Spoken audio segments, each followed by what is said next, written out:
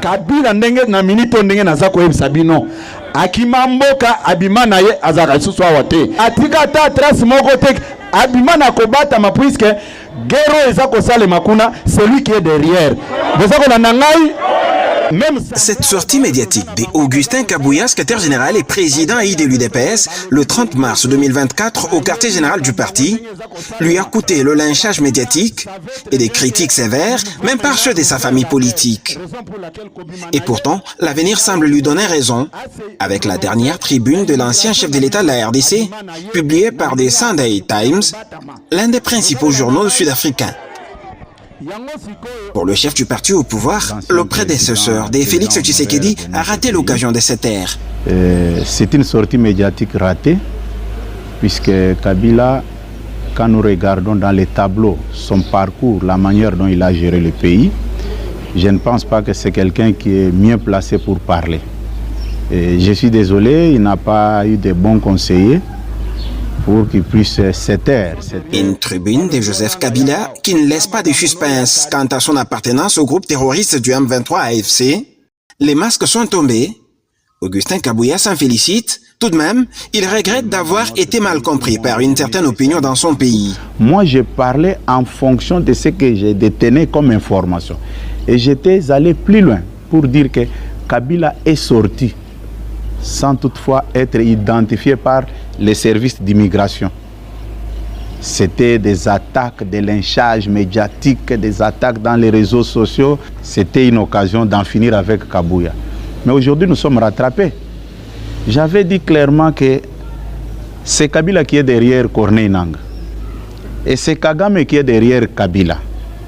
C'est un bloc, un réseau. Personne n'a vécu. Et vous avez vu à cette époque-là, les proches de Kabila rentrer dans les comptes Facebook de certaines personnes. Vous allez voir, il y avait que la haine, la méchanceté. Comme la vérité venait de moi, les gens ne voulaient pas croire.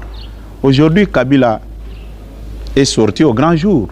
Les masques sont tombés. Et ce qui est plus grave, les chefs de l'État, son Excellence Félix-Antoine Tshisekedi, les premiers Congolais à être informés de la situation de notre pays, quand il a parlé encore sur le même problème, personne n'a voulu comprendre.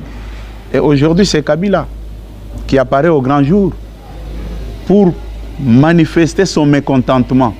En effet, cette question se pose dans tous les salons, au regard des actes de violation des droits de l'homme ayant caractérisé le règne de Joseph Kabila à la tête de la RDC.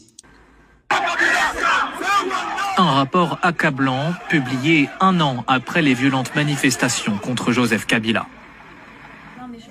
Des officiers supérieurs des forces de sécurité congolaises ont recruté au moins 200 anciens combattants du M23 en Ouganda et au Rwanda voisin pour protéger Kabila et étouffer les manifestations anti-Kabila. Le rapport de Human Rights Watch fait état de relations troublantes entre le gouvernement congolais et d'anciens combattants du mouvement M23, un groupe rebelle actif dans l'est du pays jusqu'à sa défaite par les forces congolaises en 2013. Ses membres avaient trouvé refuge en Ouganda et au Rwanda voisin. Selon le rapport, les anciens rebelles auraient été transférés en RDC en décembre 2016 et déployés à Kinshasa, Lubumbashi et Goma, où ils ont été intégrés aux forces de police, à l'armée et à la garde présidentielle. Leur mission, selon l'ONG, réprimer avec la plus grande violence les manifestations contre le président Kabila après son refus de quitter le pouvoir à la fin de son deuxième mandat. Menée entre le 19 et le 22 décembre 2016, cette répression aurait fait 62 morts et des centaines de blessés. Est-il permis à un dirigeant comme lui d'accuser le régime Tshisekedi de tyrannique? Les plaies sont encore fraîches. Kabila doit dire merci à Félix Tshisekedi, un homme d'État, un homme qui nous avait tous prodigué des conseils de ne pas regarder dans le passé. C'est ça l'avantage de Kabila. Kabila ne peut pas parler de la démocratie dans notre pays. Est-ce que Kabila peut aller calmement dans la famille de Floribert Chebeya, Fidel Bazana, et dire ce qu'il avait dit là? Je dis que c'est la honte. Et quand il s'en prend même à la SADC, mais qui ne sait pas qu'en 1998, c'est grâce à la SADC, quand ses amis rwandais avaient pris le contrôle des barrages d'Inga et quelques provinces de notre pays, c'est la SADC qui avait fait échec à la coalition de Kagame, qui voulait à tout prix revenir, comme Mouzé disait, qu'ils ont goûté au miel. Kabila a recruté les M23, a mené les M23 ici pour réprimer les manifestants. Tout le monde le sait. C'est le régime Kabila qui nous a appris les langages des entreprises Canard Boité. C'est le régime Kabila. Aujourd'hui, Kabila est conscient. Moi, je le comprends. Pourquoi il est retourné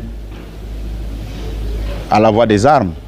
Il est retourné dans cette vieille méthode déjà dépassée de recourir à la violence pour accéder au pouvoir, puisqu'il sait très bien que s'il y a les élections libres démocratiques organisées dans notre pays, vu la manière dont ils ont mal géré les pays, dont ils ont mal géré la chose publique, personne ne peut voter pour eux. Lui avec son entourage, ils sont conscients. Moi je vous dis, au jour d'aujourd'hui, je me frotte les mains. Je suis très content. Et comme on dit, quelle que soit la durée de la nuit, le soleil finira toujours par apparaître. Kabila s'est caché. Moi, j'étais conscient. Il faut regarder comment est-ce que les proches de Kabila sont en train de sillonner, sont en train de chanter la victoire. Nous sommes là. Et je vous dis, ce n'est pas à un vieux singe qu'on apprend des grimaces. Ils doivent comprendre qu'ils ont affaire à un Tshisekedi. Ils avaient affaire à un Tshisekedi, Étienne, sans impérium. Mais maintenant, ils ont affaire à un Tshisekedi Félix avec l'impérium. Ça ne peut pas passer comme ça. Tout ce qu'ils montent de gauche à droite, croyant qu'ils vont arriver au pouvoir, ça ne passera pas. À noter, la sortie médiatique de Joseph Kabila, ancien chef de l'État de la République démocratique du Congo, intervient au moment où la pression de la communauté internationale monte contre le régime de Kigali. D'abord, je tiens aussi à féliciter son Excellence, Monsieur le Président de la République, qui a prouvé à la face du monde qu'on peut terminer une guerre par la voie diplomatique.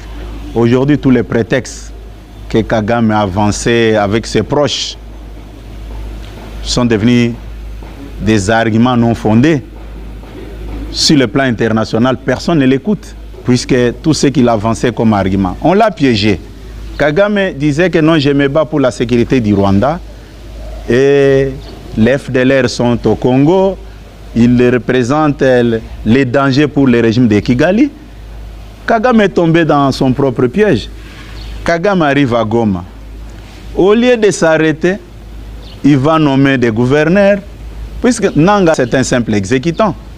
Kagame va nommer des gouverneurs, on va voir la police rwandaise faire son entrée, l'armée rwandaise, 10 000 hommes, arriver à Goma, sans présenter même un seul FDLR. Après les sanctions américaines à l'endroit de certains dirigeants au service du président rwandais Paul Kagame, c'est au tour de l'Union européenne d'infliger de lourdes sanctions au Rwanda et d'appeler au retrait des troupes rwandaises du sol congolais.